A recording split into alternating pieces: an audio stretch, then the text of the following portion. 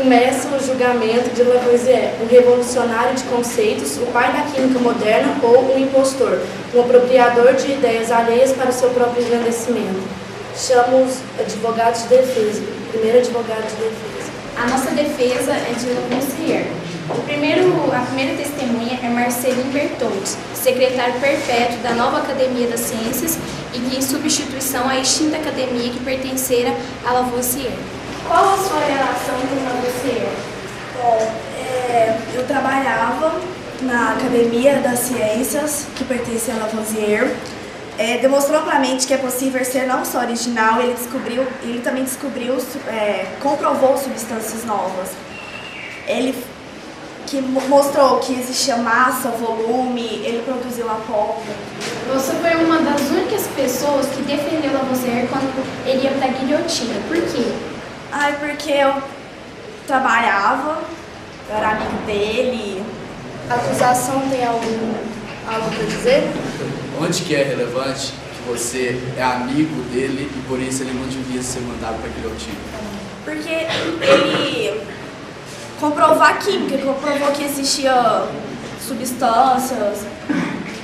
Foi praticamente um pai da química, ajudou a produzir a pólvora. Sem mais perguntas, eu chamo o próximo advogado de defesa. Agora vamos chamar a segunda testemunha de defesa, Madame Lavoisier.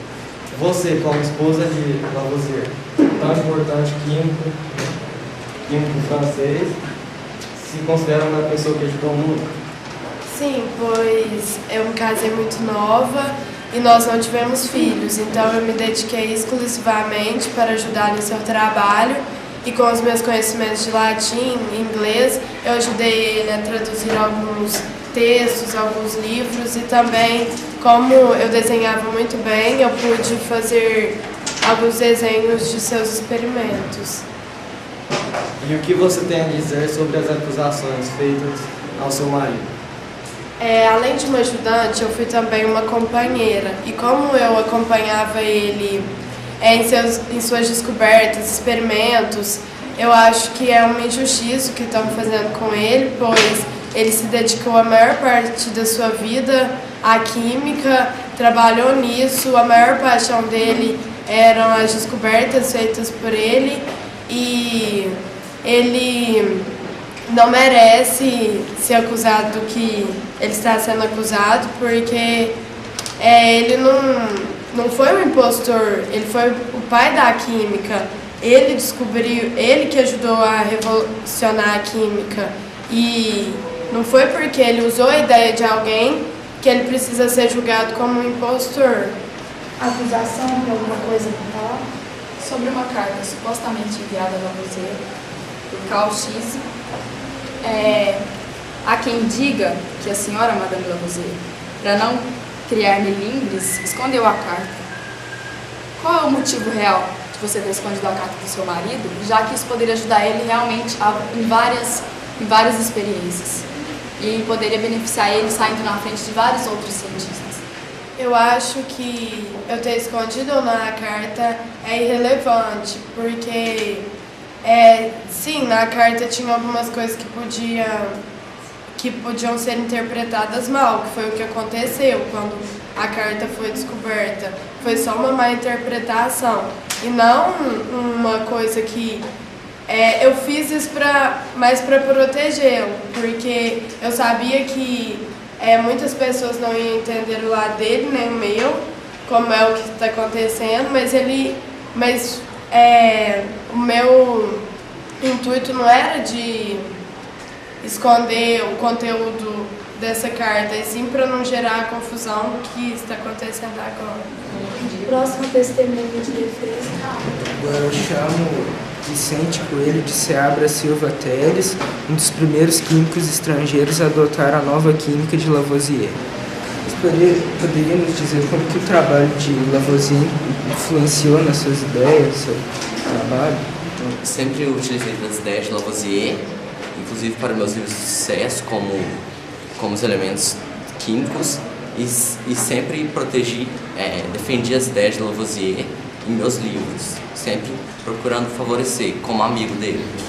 A acusação tem algo a dizer? A testemunha pode voltar ao seu lugar. Agora eu chamo a primeira advogada de acusação. Chama a primeira testemunha de acusação, Mikhail Lomonosov. Por volta de 1770, Lavoisier estabeleceu a teoria das conservações de massa.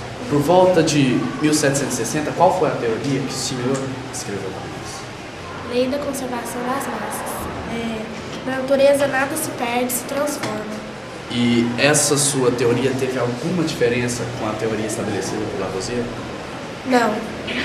Então, o único crime deste homem foi não ter muito menos o dinheiro que o Lavoisier teve, muito menos a fama que ele teve para poder expor sua ideia. Não conseguiu espalhar a ideia dele para a Europa inteira.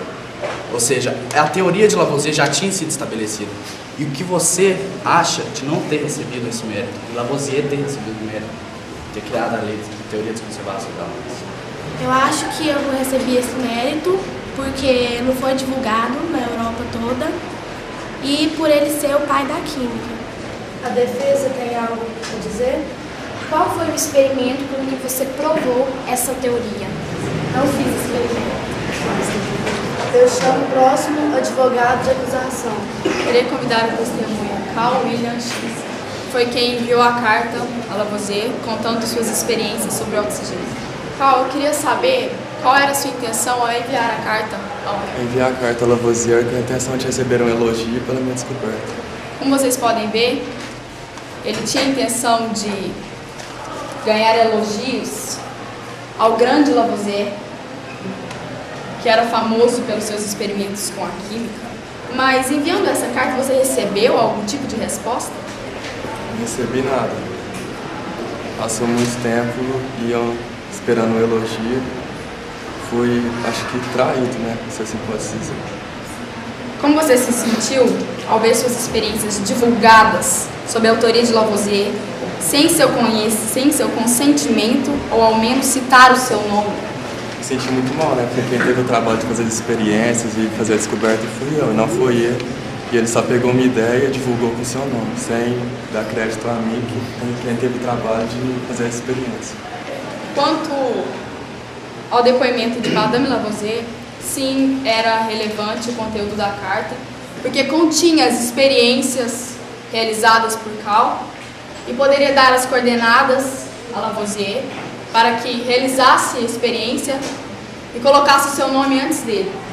Então, sim, era relevante, sim, porque quem descobriu o oxigênio, quem realizou as primeiras experiências foi Carl. Isso muda tudo. A defesa tem alguma argumentação? Qual químico nunca se baseou em ideias alheias para fazer novos experimentos? Você com certeza já deve ter feito alguma coisa assim. Acho que se basear é uma coisa, agora copiar e fazer igual é outra. A defesa fala mais alguma coisa? Eu chamo o próximo advogado de acusação. Como aqui está sendo julgado o Lavoisier, a gente não pode deixar passar em branco também a criação da Fazenda Geral, na qual ele criou para pegar dinheiro para fazer novas pesquisas. Além dele já ter muito dinheiro, como ele era muito ganancioso, ele sempre queria mais. Então ele criou essa Fazenda Geral com acordo com o governo de cobrar impostos. Aí eu vou chamar a testemunha de acusação, o John, que era um miserável camponês que sofria com essa cobrança de impostos por Lavoisier. E Lavoisier, quando ele herdou uma fortuna considerável de sua avó materna, ele foi investir nesse empreendimento, o qual lhe traria uma grande riqueza, mas também uma condenação à morte. Então ele criou a Fazenda Geral, a qual tinha um acordo com o governo, e sua principal função era cobrar imposto e dividir o lucro. E como Lavoisier não era bobo, ele passou a cobrar impostos maiores, porque como ele tinha que dar uma boa parte ao rei, ele dava parte ao rei e cobrava imposto maior para ficar com maior lucro do que o rei para investir em suas pesquisas científicas. E eu trouxe ele para provar isso. Senhor John, qual foi o valor da sua última produção que você produziu na sua fazenda? Bem, a última produção que eu tive, eu consegui tirar 110 moedas com a minha safra de milho.